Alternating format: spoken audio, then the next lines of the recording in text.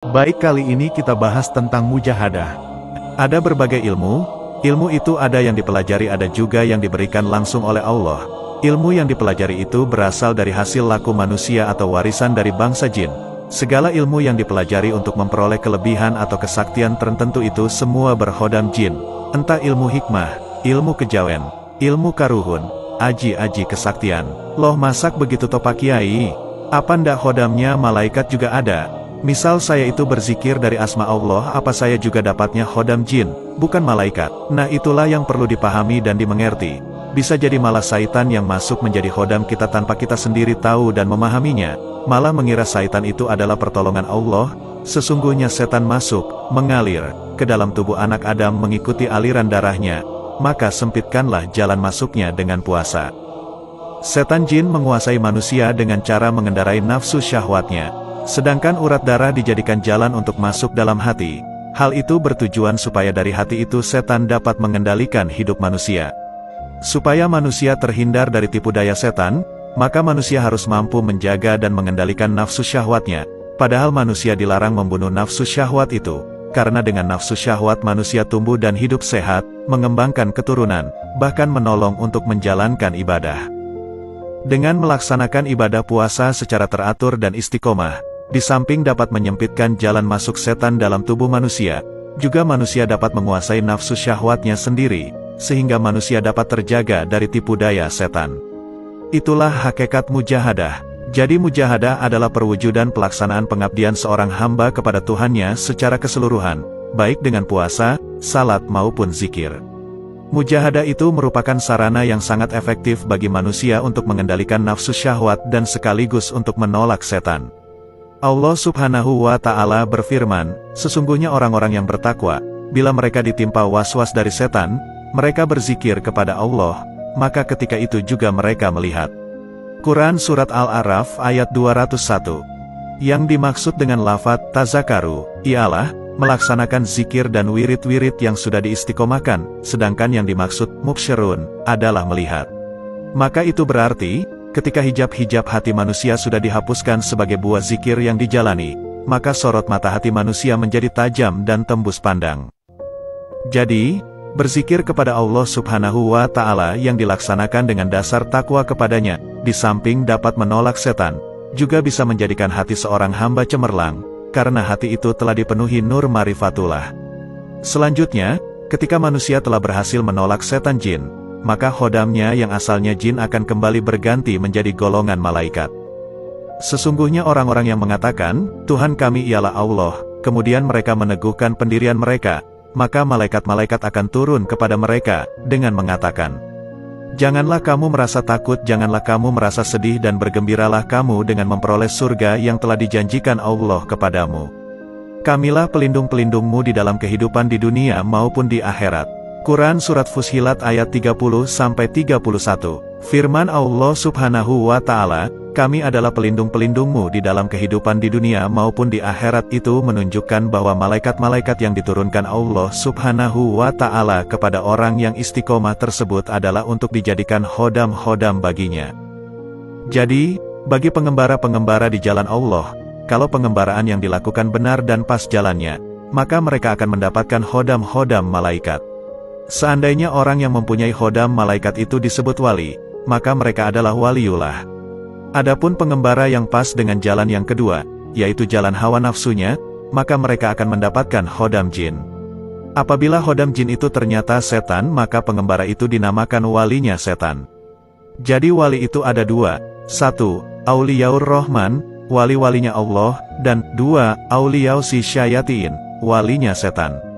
Allah Subhanahu wa Ta'ala menegaskan dengan firman-Nya, dan orang-orang yang tidak percaya, wali-walinya adalah setan yang mengeluarkan dari nur kepada kegelapan. Mereka itu adalah penghuni neraka, mereka kekal di dalamnya. Quran Surat Al-Baqarah ayat 257. Sesungguhnya kami telah menjadikan setan-setan sebagai wali-wali bagi orang yang tidak percaya. Quran Surat Al-A'raf ayat 27. Seorang pengembara di jalan Allah, baik dengan zikir maupun wirid, mujahadah maupun riyadlah lelaku, kadang-kadang dengan melaksanakan wirid-wirid khusus di tempat yang khusus pula, perbuatan itu mereka lakukan sekaligus dengan tujuan untuk berburu hodam-hodam yang diingini. Hodam-hodam tersebut dicari dari rahasia ayat-ayat yang dibaca. Semisal mereka membaca ayat kursi sebanyak 100.000 dalam sehari semalam, dengan ritual tersebut mereka berharap mendapatkan hodamnya ayat kursi. Sebagai pemburu hodam, mereka juga kadang-kadang mendatangi tempat-tempat yang terpencil, di kuburan-kuburan yang dikeramatkan, di dalam gua di tengah hutan belantara. Mereka mengira hodam itu bisa diburu di tempat-tempat seperti itu. Kalau dengan itu ternyata mereka mendapatkan hodam yang diingini, maka boleh jadi mereka justru terkena tipu daya setan jin. Artinya, bukan jin dan bukan malaikat yang telah menjadi hodam mereka, akan tetapi sebaliknya, tanpa disadari sesungguhnya mereka sendiri yang menjadi hodam jin yang sudah didapatkan itu. Akibat dari itu, bukan manusia yang dilayani jin, tapi merekalah yang akan menjadi pelayan jin dengan selalu setia memberikan sesaji kepadanya. Sesaji-sesaji itu diberikan sesuai yang dikehendaki oleh hodam jin tersebut. Memberi makan kepadanya, dengan kembang telon atau membakar kemenyan serta apa saja sesuai yang diminta oleh hodam-hodam tersebut, bahkan dengan melarungkan sesajen di tengah laut dan memberikan tumbal. Mengapa hal tersebut harus dilakukan? Karena apabila itu tidak dilaksanakan, maka hodam jin itu akan pergi dan tidak mau membantunya lagi. Apabila perbuatan seperti itu dilakukan, berarti saat itu manusia telah berbuat syirik kepada Allah Subhanahu wa Ta'ala. Kita berlindung kepada Allah Subhanahu wa Ta'ala dari godaan setan yang terkutuk. Memang yang dimaksud hodam adalah rahasia bacaan dari wirid-wirid yang didawamkan manusia. Namun, apabila dengan wirid-wirid itu kemudian manusia mendapatkan hodam, maka hodam tersebut hanya didatangkan sebagai anugerah Allah Subhanahu wa Ta'ala dengan proses yang diatur olehnya. Hodam itu didatangkan dengan izinnya, sebagai buah ibadah yang ikhlas semata-mata karena pengabdian kepadanya, bukan dihasilkan karena sengaja diusahakan untuk mendapatkan hodam. Apabila hodam-hodam itu diburu, kemudian orang mendapatkan, yang pasti hodam itu bukan datang dari sumber yang diridai Allah Subhanahu wa Ta'ala, walaupun datang dengan izinnya pula. Sebab, tanda-tanda sesuatu yang datangnya dari ridho Allah, di samping datang dari arah yang tidak disangka-sangka, bentuk dan kondisi pemberian itu juga tidak seperti yang diperkiraan oleh manusia. Demikianlah yang dinyatakan Allah Subhanahu wa Ta'ala, dan barang siapa bertakwa kepada Allah, Allah akan menjadikan jalan keluar baginya, untuk menyelesaikan urusannya, dan memberikan rizki kepadanya dari arah yang tidak terduga. Quran Surat At-Tolak ayat 2-3. Hodam-hodam tersebut didatangkan Allah Subhanahu wa Ta'ala sesuai yang dikehendakinya, dalam bentuk dan keadaan yang dikehendakinya pula, bukan mengikuti kehendak hambanya. Bahkan juga tidak dengan sebab apa-apa, tidak sebab ibadah dan mujahadah yang dijalani seorang hamba, tetapi semata sebab kehendaknya. Hanya saja, ketika Allah sudah menyatakan janji maka dia tidak akan mengingkari janji-janjinya. Di luar itu, orang-orang yang dengan sengaja menjalani laku untuk memperoleh keilmuan itu sudah dipastikan akan mendapat hodam jin. Orang yang menjalankan laku dengan keikhlasan menjalani saja masih akan didatangi jin, untuk sekedar ingin menjadi hodam, apalagi yang menjalankan lelaku yang ada kehendak maksud tujuan pada selain Allah, yaitu kesaktian, kelebihan dalam hal tertentu, pasti jin sudah akan mendatangi.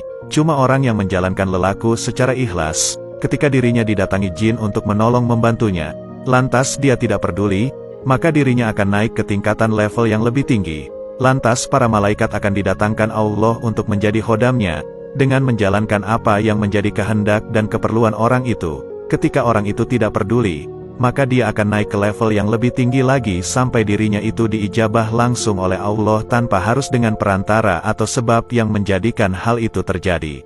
Makanya sebaiknya menjalankan lelaku mendekatkan diri kepada Allah itu butuh guru pembimbing.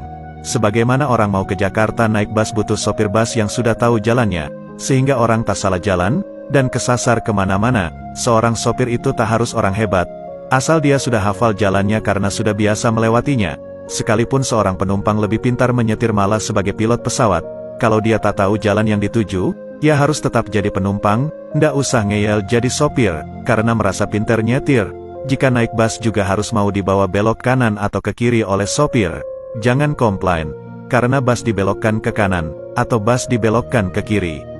Seorang guru pembimbing spiritual itu tak perlu orang hebat atau sakti mandraguna, asal orang itu sudah hafal jalan dan biasa melewatinya, maka sudah pantas dijadikan sopir. Nah, itulah nasihat kali ini.